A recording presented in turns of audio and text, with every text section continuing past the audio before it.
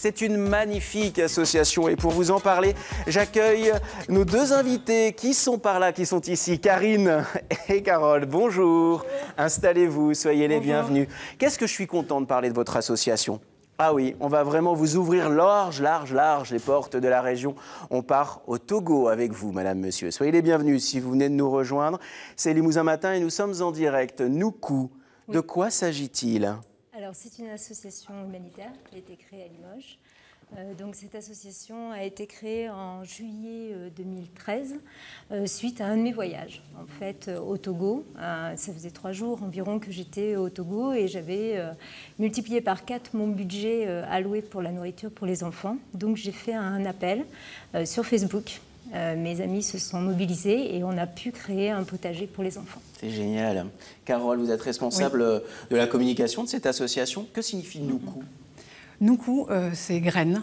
Graine. Voilà. Donc la graine, elle va pousser et elle va faire des très belles choses. Quelles sont les principales actions que vous menez au Togo? Alors les principales actions, donc déjà pour 3 bénéficiaires, en fait, un orphelinat qui est à Tsévié, une ville qui est à une trentaine de kilomètres de Lomé, et 2 associations, Ange et Amagan. Et ces associations-là œuvrent en fait pour les enfants de la rue et les enfants prisonniers. Voilà. Alors, lorsque vous allez sur place, là-bas, vous filmez avec votre portable. Hein, vous y allez tous les 3 mois à peu près, Karine. Tous les 4 mois, oui. Tous les 4 mois. Et regardez ce magnifique film avec ces enfants qui chantent. J'adore ça, on voulait le partager avec vous. Ça met du baume au cœur, ça met de la joie. Regardez ces enfants, on les écoute un tout petit peu.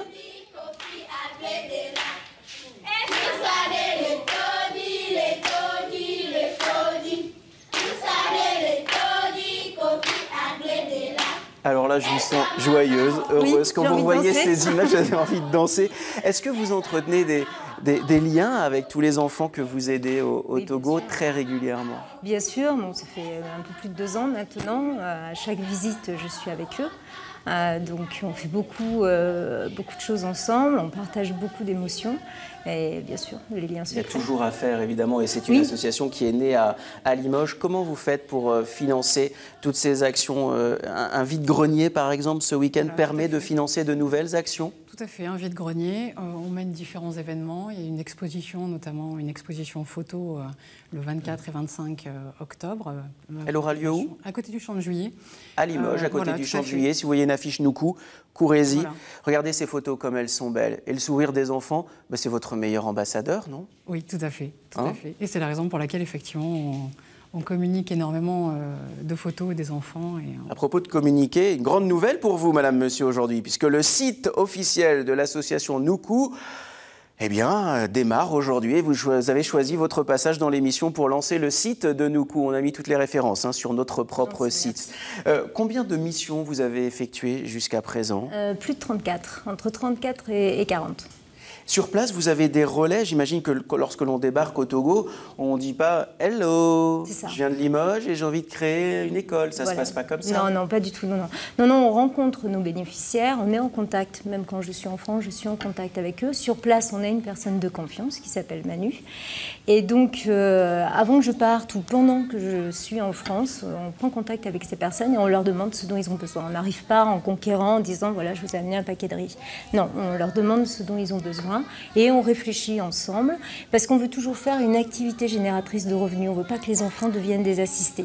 Activité génératrice de revenus, ce que l'on appelle dans le monde associatif les AGR. Et finalement, si ces fameuses activités génératrices de revenus étaient la base de tout? Ah oui, complètement. Il ne faut absolument pas qu'ils soient assistés, il faut qu'ils deviennent acteurs de leur vie, libres et indépendants. Donc on essaie de leur forger une identité quand nous sommes ensemble, on essaie qu'ils aient un but dans leur existence, parce que quelquefois, quand ils sont en prison, par exemple, ils se demandent ce qu'ils vont devenir et comment ça va se passer. Mais voilà, on essaie aussi de faire ça, et surtout, chaque mission, c'est une activité, ça peut être une activité génératrice de revenus. Activité génératrice de revenus. Exactement. Comment vous êtes rentré en tant que bénévole dans l'association Noukou? Vous aviez le choix, il en existe des centaines, des centaines et des centaines. Oui, tout à fait. Je connais Karine déjà personnellement, nous sommes amis, et je suivais donc les différentes missions, les toutes premières missions, donc il y a plus d'1 an, lorsqu'elle est allée au Togo. Et donc j'ai fait partie directement de l'association, et On a tout de suite été assez moteur puisque c'est un combat qui nous plaisait, les images nous ont touchés. On a tout de suite été aussi en contact avec les gens du Togo, notamment Manu. Et sans ces relais, vous ne pourriez rien faire de toute façon. Ah non, non, non, absolument rien. C'est évident. Quelles sont vos prochaines missions? Alors, les prochaines missions, nous aimerions continuer. Là, on a construit une infirmerie scolaire. Donc, c'est la première infirmerie scolaire qui se construit. C'est vrai, vous avez été les premiers oui, à oui, tout à fait, tout à fait. Ça nous a surpris. Et d'ailleurs, le village nous a fait une très très belle surprise en nous faisant une très belle inauguration de cette infirmerie. C'est-à-dire qu'avant, ça n'existait pas? Non. Donc ça, c'est la première étape. Mais ensuite, il faut que cette infirmerie fonctionne. Il faut du matériel. Voilà. Et là, vous suivez l'affaire? Alors oui, on suit toutes nos missions. De toute façon, à chaque fois qu'on commence quelque chose, on suit la mission.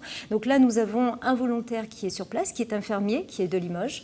Donc depuis, il va y rester 1 mois pour apprendre aux enfants les gestes de premier secours, aux personnes qui encadrent les enfants les gestes de premier secours et faire beaucoup de prévention.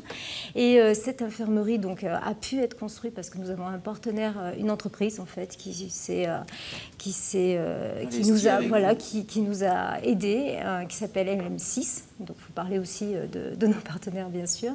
Et donc là maintenant on va voir pour mettre l'électricité, on a mis 2 lits, un bureau, c'est 2 pièces. Donc on va pouvoir recevoir les enfants. On a un infirmier donc, qui est bénévole aussi sur place, un Togolais, un monsieur. Et notre infirmier Alexandre est parti aussi pour voir un petit peu s'il avait besoin, parce qu'on a apporté des médicaments. Prochain voyage? Décembre, j'espère. Décembre, vous espérez. Vous nous tenez au courant? Oui, bien sûr. Vous nous envoyez des photos et puis sur la page Facebook de l'émission, vous nous racontez votre aventure. Avec plaisir. Et puis vous les saluez pour nous, puis vous leur montrez l'émission si vous pouvez. Ah oui, Ils seront contents de se voir, évidemment. Carole, on va se quitter sur cette phrase magnifique. Nous ne pouvons pas aider tout le monde, mais tout le monde peut aider quelqu'un. Ça, c'est la phrase de Nuku. On la partage et on la fait nôtre ici. On était content de parler de Nuku. Merci beaucoup et très belle chose à vous et saluez les enfants du Togo. Au revoir. Vous aurez toujours une place. Vous êtes ici chez vous. Merci.